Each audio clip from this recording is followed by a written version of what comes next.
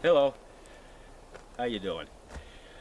Dan Shirley here, and welcome to our Sierra project.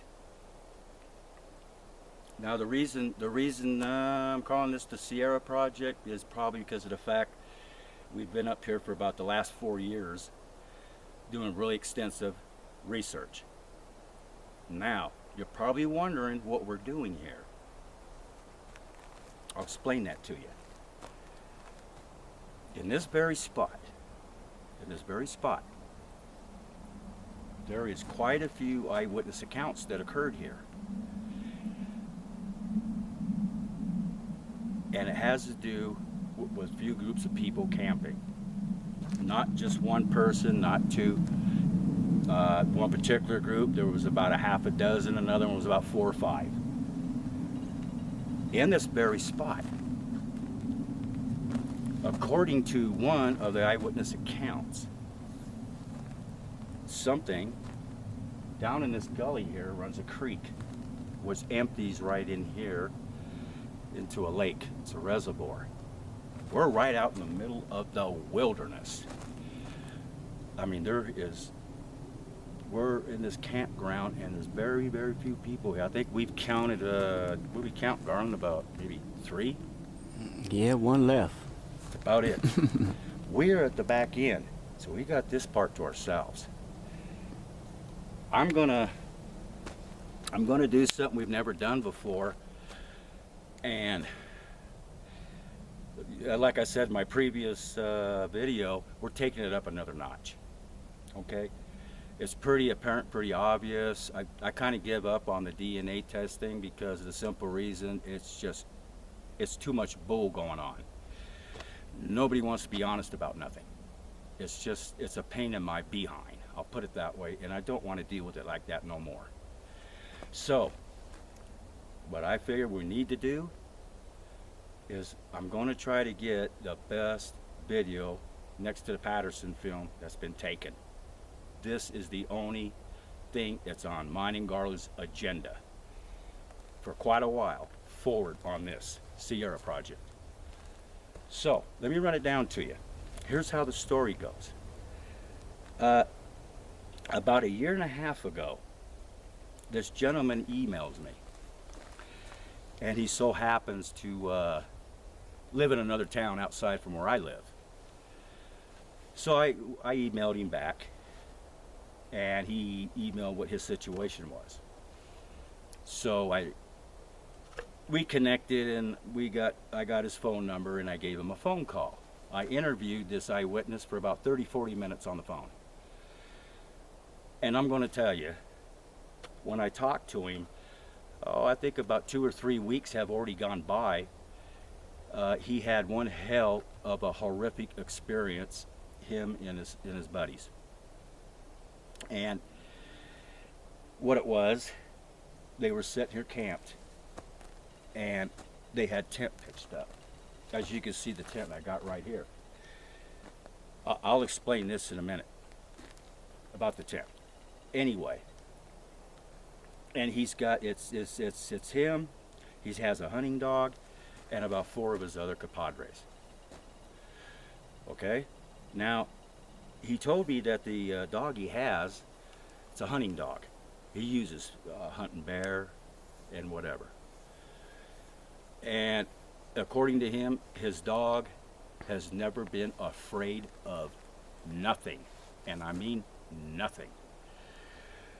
So they're all sitting around the campfire, and they're all just shooting the bow and all that. Now this fella I'm talking about, he's a skeptic about Sasquatch. He's heard stories and such, especially around this vicinity, but he never really believed it. Okay, not until this particular night. About 7 o'clock in the evening comes around, sun's starting to drop. They're all sitting around the campfire and they're all joking around, talking and whatever like you would normally do. Now the sun drops. Now it's extremely dark. It's about 10 o'clock at night, when all of a sudden they're all in their tents, bedded down. Then all of a sudden, there's something outside their camp And when I mean outside, I'm talking probably about, according to him, 25 to 30 feet outside their camp, which would be right here. Now,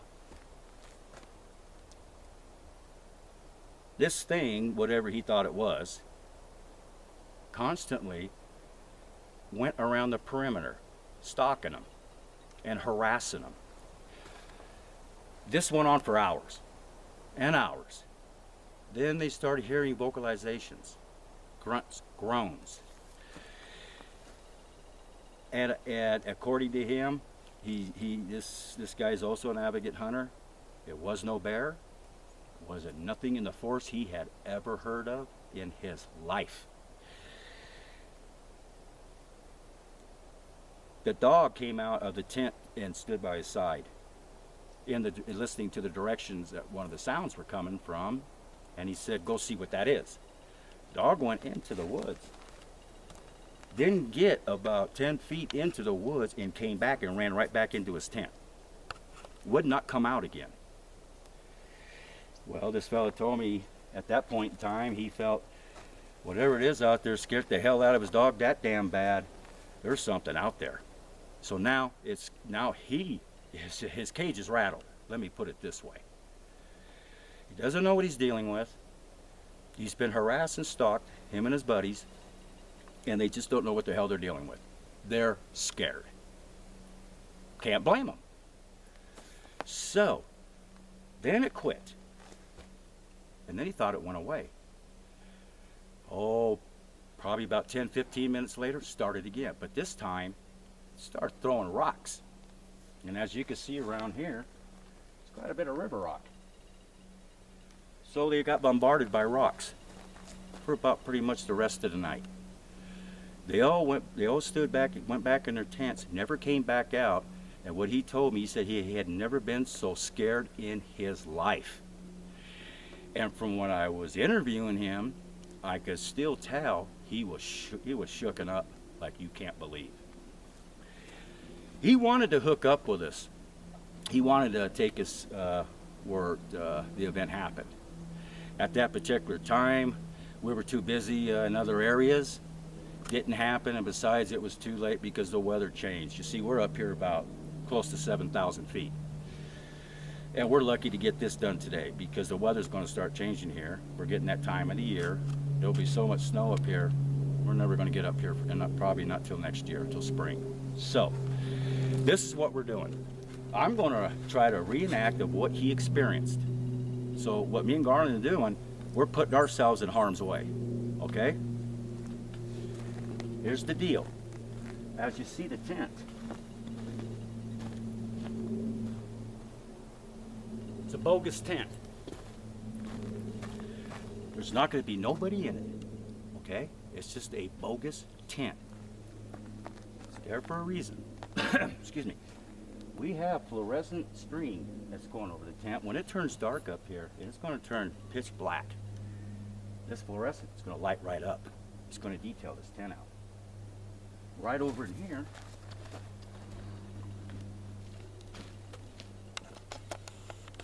right here.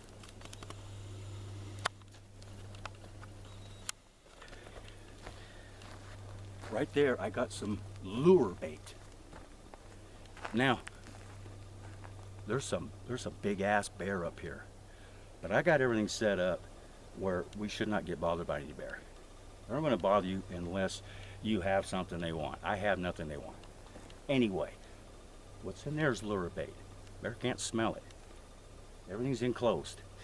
Inside, I have more fluorescent string. When the dark comes, that's going to light up like a light bulb. What I'm using it for is a beacon.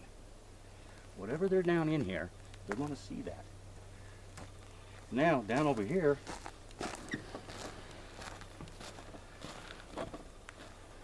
right here is the game trail.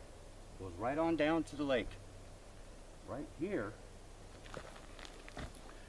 I got using a little trick we used to use in Nam. I got a stringer line that's covering this pathway, and it's covering this pathway. It's a trip wire. But I'm not using wire, I'm using string. I don't want to hurt nothing. Anything that comes through this area or comes through that area, this is our perimeter. This is what I'm saying. I created a perimeter line. And what I did is I took some empty cans, I dropped about half a dozen pebbles in them. Anything comes through this, it's going to rattle like hell in the middle of the night. We'll know. Okay. Anything starts throwing rocks around here, we're going to know. Now, right here, on this tree, right here, I have my trail cam. Now the trail cam, I have a 50-foot diameter of a trigger zone, which is going to be here and around there. This whole area is in the trigger zone. Anything comes through here or through here, we'll have it on film.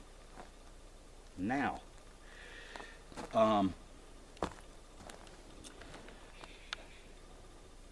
starting to get a little quiet. It's going to be cold tonight too. The other thing is we're going to be inside the vehicle. Okay? Me and Garner will be inside the vehicle. We'll be huckled in there, and I have a camera in the vehicle. So, camera here, perimeter set, camera in the vehicle, everything's set. Stage is set, we're ready to rock and roll. Now, what we're going to do, don't worry about it. If anything happens tonight, it'll be on film. You'll get the whole experience.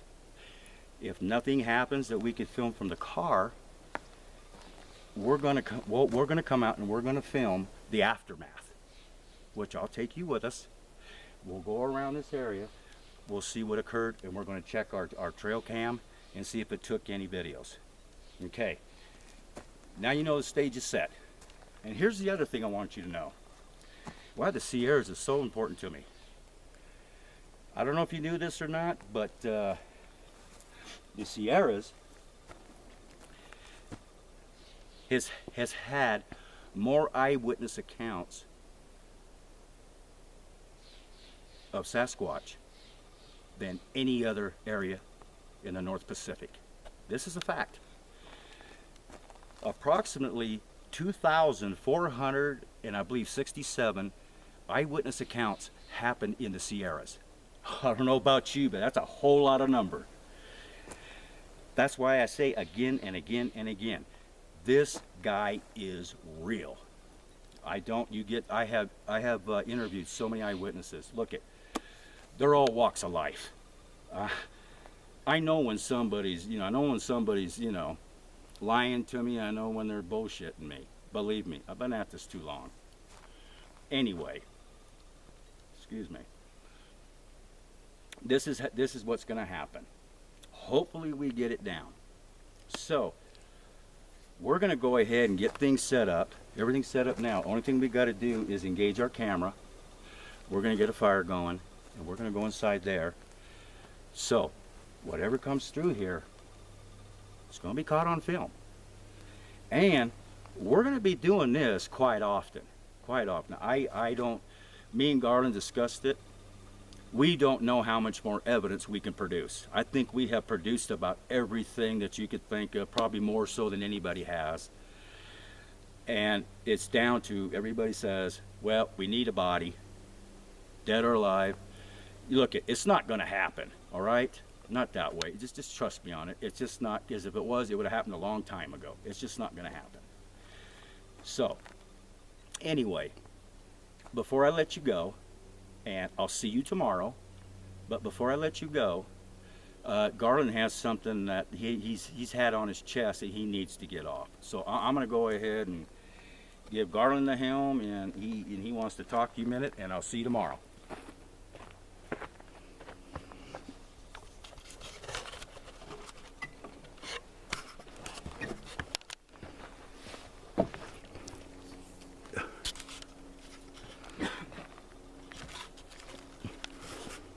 Hello, I'm Garland Fields, team member, Team Muslim Bigfoot. I'm just here, I would like to let everyone know that everything that Dan says he's seen and occurred and happened and all, it actually did. I'm there with him, I seen it, it's all true. He has no reason to lie to anyone whatsoever. But I'm letting everyone know out there it's all true. And as for me, not or being behind the scenes and everything, that's what I prefer to do. I don't like being in front of the cameras and all that stuff. I'm a behind the scene guy. So I thank everyone out there for all your support and all that other good stuff, and enjoy what we're doing for you. Thank you.